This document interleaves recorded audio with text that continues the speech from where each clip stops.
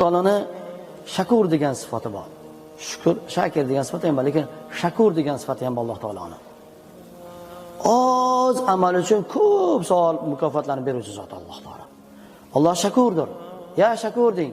Ehson qilganingizdan keyin duo qilguncha shu sifatini ayting. Ya shakur. Oz amal uchun uni shakurda tarjimasi oz amal uchun ko'p savob mukofotlar beruvchi zotdir degan. Abu Hurayra radhiyallohu anhu dan rivoyat qilingan hadisda payg'ambarimiz sollallohu alayhi vasallam shunday deganlar: "Man naffasa an muslimin kurbatan min kurabi dunya, naffasallohu anhu kurbatan min kurabi yawmil qiyamah. Wa man yassara ala mu'sirin fid dunya yassarallohu alayhi fid dunya wal akhirah. Wa man satara ala muslimin fid dunya satarallohu alayhi fid dunya wal akhirah. Wallahu fi awni al-abd." Yaqtilar. Qarang. Ma kana al-abdu fi awni akhihi. Imom Muslim rivoyat qilingan hadisda Payg'ambar sallallohu alayhi vasallam aytadi: "Man naffasa an muslimin." Kim bir mu'mindan, musulmondan bir dunyo tashvishlarini birini aritsa.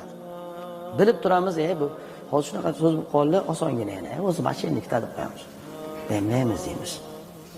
Shuni mashinlikdan olib chiqing. Agar mu'min bo'lsangiz. Ukamiz, akamizda hatto shunday deb qo'yamiz.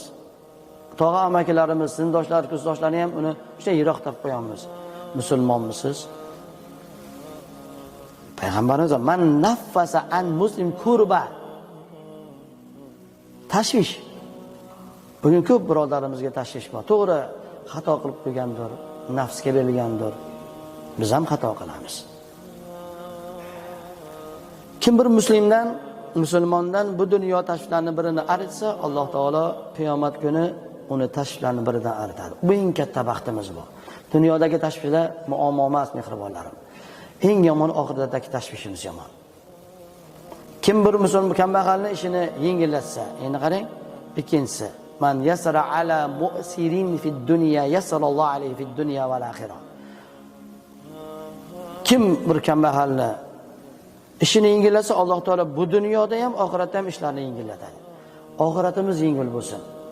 Dunyomiz o'taveradi, Robbimiz beraveradi. Uni davlati keng zot.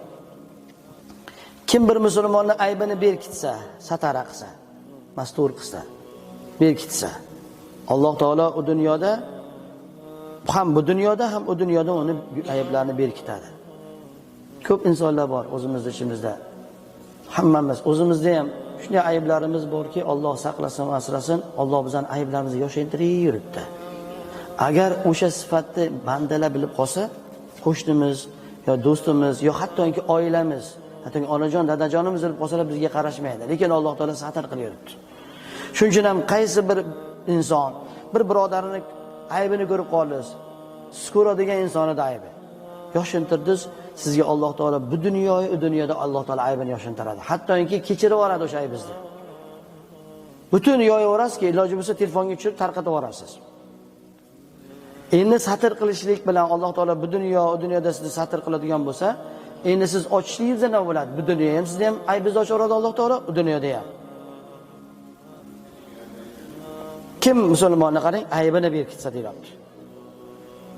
Alloh uni aybini bu dunyoda ham oxiratda ham berkitadi. Modomiki banda birodarining yordamida ekan, qarang. Vallohu fi awnil abd ma kana al abdu fi awni akhi. Agar banda birodarini, qarang, ma kana al abdu fi awni akhi. Birodaringizda avnida bo'lsangiz, yordamida bo'lsangiz, vallohu fi awnil abd. Bilib qo'ying, Alloh bizning yordamimizda bo'ladi. Imom Muslim rivoyat qilgan hadisda